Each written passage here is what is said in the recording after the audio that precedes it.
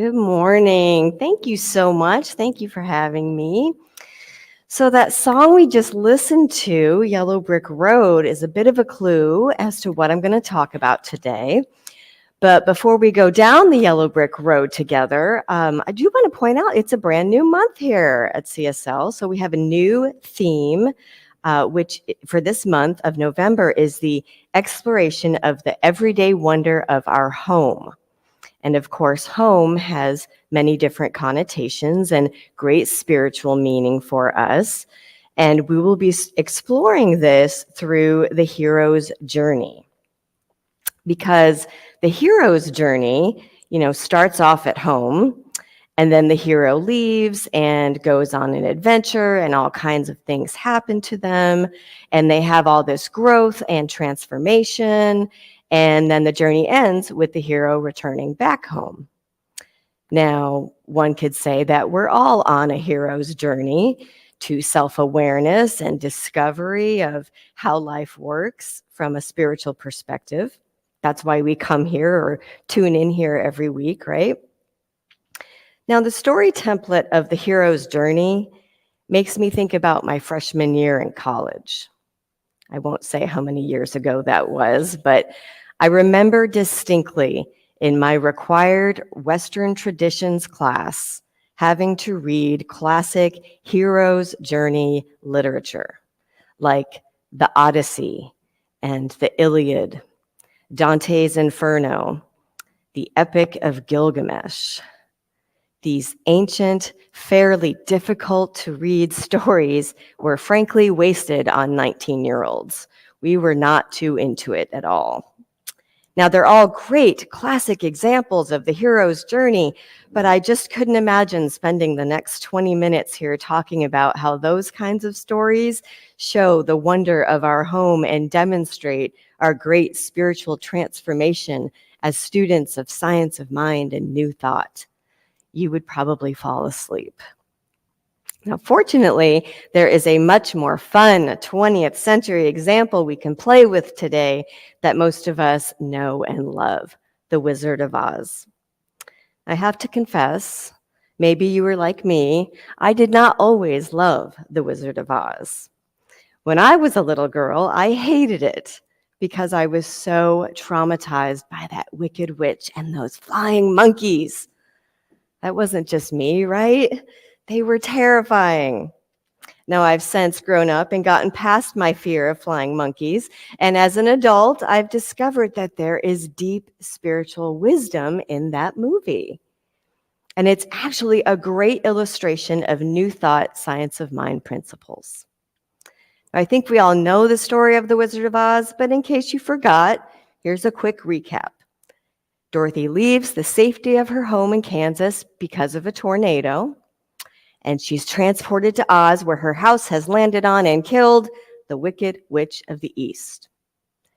That witch's sister, the Wicked Witch of the West, threatens her, and the good witch Glinda steps in, gives Dorothy the dead witch's ruby red slippers, and sends Dorothy down the Yellow Brick Road to the Wizard of Oz so she can ask him for help getting home. Of course, along the trip, she meets some new friends. She meets the Scarecrow, the Tin Man, the Cowardly Lion, and she is hindered and harassed by the Wicked Witch of the West the whole time on her journey. Dorothy finally gets to the wizard and finds out he's a fraud. He is a fake. And that's when we really start to understand the powerful spiritual wisdom of this story. For me, it all boils down to one meaningful symbol. It's about the shoes, those ruby red slippers. When we get toward the end of the film, I'm sure you remember what happened. Dorothy always had the power to go home within her because of the shoes. Now, it's taken me years of metaphysical and spiritual training to begin to grasp this truth for my life. In Dorothy's case, the shoes were always with her. She had them all along. In our case, the power of God, Spirit, universe, source, use your word of choice, that power is always within us. So just for kicks right now, if you'll humor me, those of you watching at home and those of you here in person, look down at your shoes, at whatever's on your feet, slippers, socks, shoes, whatever you're wearing. They're probably not as cool as sparkly ruby red slippers, but just look at your shoes for a second. Imagine if it were that simple. If in our low moments, when we're filled with doubt, when we're lost, wandering on our journey, being harassed and needlessly suffering through negative conditions like lack, loneliness, sickness, to be able to just look down and realize, oh, there's Source right here with me, supporting me, loving me. To look down and see a physical symbol and be reminded, oh, Spirit's within me. I'm empowered right now. The shoes are on my feet. I'm good. The power is always within us, but, how can there be a but? There isn't really. The power is definitely just there automatically. The but is that we have to do something with this power. Darn, there's work. We have to do things. The first thing we have to do is recognize it. It took Dorothy the whole movie to recognize she had the power within her to obtain what she desired, to go home. That long, drawn-out journey with this wonderful cast of characters led her to understanding and recognizing her own power. It doesn't matter that it's good old, Glinda the Good Witch who ends up pointing it out to her at the end of the movie. You've always had the power, my dear. It's a very poor imitation of Glinda, but Dorothy still had to learn it and recognize it for herself. In fact, Glinda even says to her, if I had told you that you had the power within you at the beginning, you wouldn't have believed me. You had to learn it for yourself. I could walk up to a stranger today and say, hey, the power of God is within you.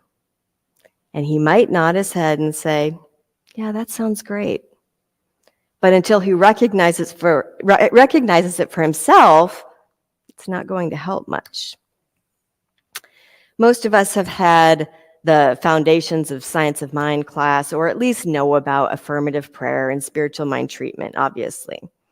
And we know that this recognition of the one power and one presence of Spirit is the first step in affirmative prayer. It's what we always start off with.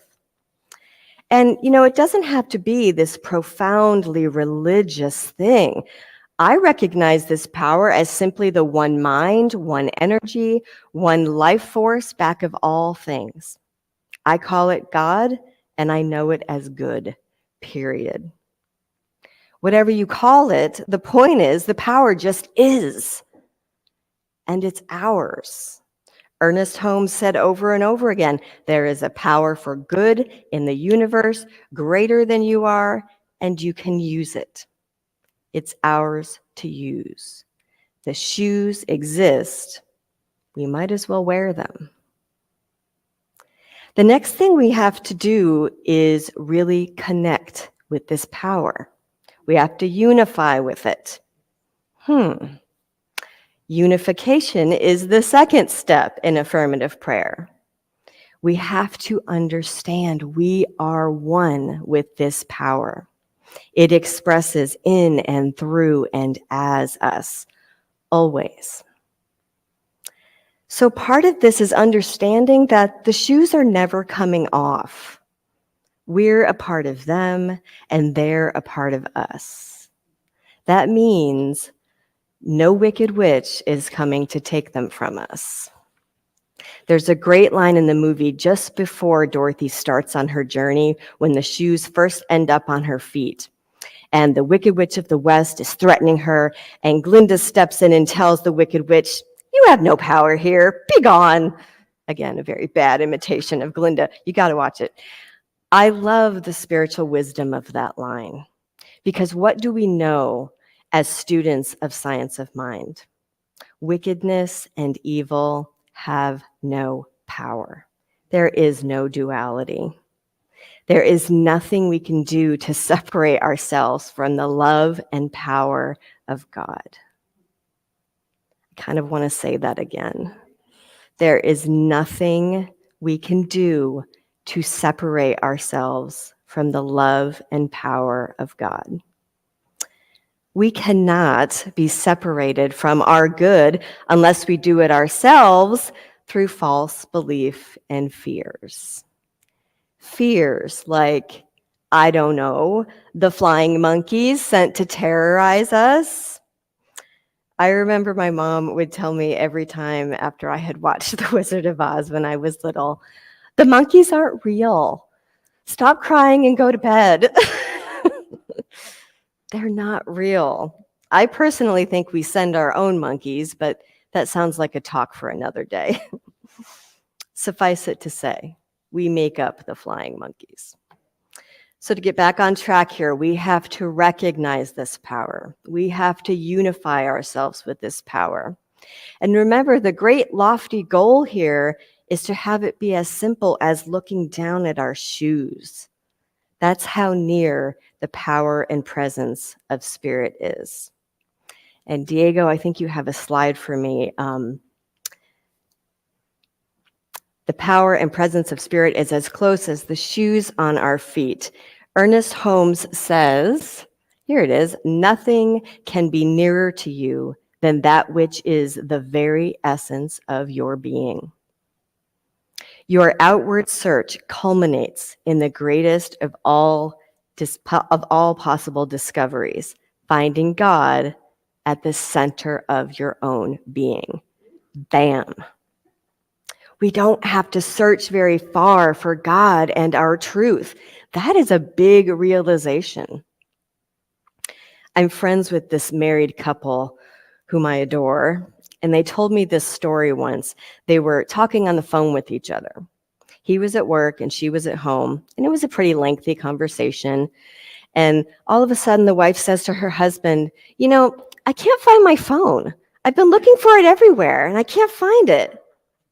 She said this to him while on the phone with him. You know, because this day and age, we're all so used to doing this constantly. You know, that's probably why she was looking for it. So he thinks he's funny, and he responds, oh, where do you think you left it? And they proceeded to have a conversation about all the places she could have left her phone. Is it in the bedroom? Do you think you left it in the car? Wouldn't you just want to smack him? So finally he says to her, honey, did you look in your hand? She had her phone with her the whole time. And here she was, spinning her wheels, roaming around the house on a journey, searching for the very thing she had and was using. Just like those red shoes of Dorothy's. Another thing we have to do with our red shoes and the power of God within us is believe in it. And I don't mean to be trite here. This is not something to gloss over. We all know the scriptural message that we are to ask believing that we have received, and that our life experience is done unto us as we believe. So this is a really big deal. Our belief in this one power and presence and our unity with it is paramount to our successful living. We have to have faith in this power and believe in it enough to spur us into right action. Which leads me to the last thing we're really meant to do with Dorothy's shoes. Click our heels. Now, in the movie, this is an adorable moment where the camera pans down to Dorothy's feet and she clicks the heels of her shoes together 3 times. It's very dramatic. She closes her eyes and repeats over and over again. Come on, say it with me. There's no place like home. One more. There's no place like home. Right? And she's thinking about home. And she's imagining it, visualizing it, believing she's there. It's almost like she's speaking her word, using the law, the power within her, declaring her positive affirmation of belief. This is a charming illustration, but come on, Cynthia, I can hear you. We don't really have magic red shoes on our feet and heels to click. So what is the science of mind metaphysical new thought equivalent to clicking our heels? Clicking your heels is a task of action. It's movement. It is activity. I believe clicking our heels is the equivalent to stepping out in faith. Have you ever heard treat and then move your feet? Right. Take the action your belief is spurring you to take. Now, I've heard Dr. Bob share this quote a couple times, and I apologize because I don't know who originally said it. And there's a good chance I'm buggering up the quote a little bit. But the gist of it is, when you've reached the end of the light and you step out in darkness, when your faith and belief is strong, you're either going to find solid ground or you're going to fly. I love that quote. I should really learn it. Exactly what it is. If you truly believed that the power of God is within you and fully supporting you always, in all ways, what might you do differently in your life? If you really believe this power is real, what risks might you take? Clicking our heels is a conscious choice. It's always our choice to use the amazing, loving, unlimited power that we've been given. So we are all on our own individual adventures. We get to travel our own yellow brick road and discover for ourselves our truth and our power. No one can do it for you. We're all in different places on our journey. Some of our journeys are harder than others. We can decide, though, however, at any time, that our journey no longer has to be challenging, difficult, daunting. That's what I love about New Thought and Centers for Spiritual Living. We learn how to live our highest, best life and be our own heroes. As Joseph Campbell famously said, you are the hero of your own story. We are all the hero of our own journey. So wherever you are on your yellow brick road, I bless you. Thank you so much for listening and for having me today.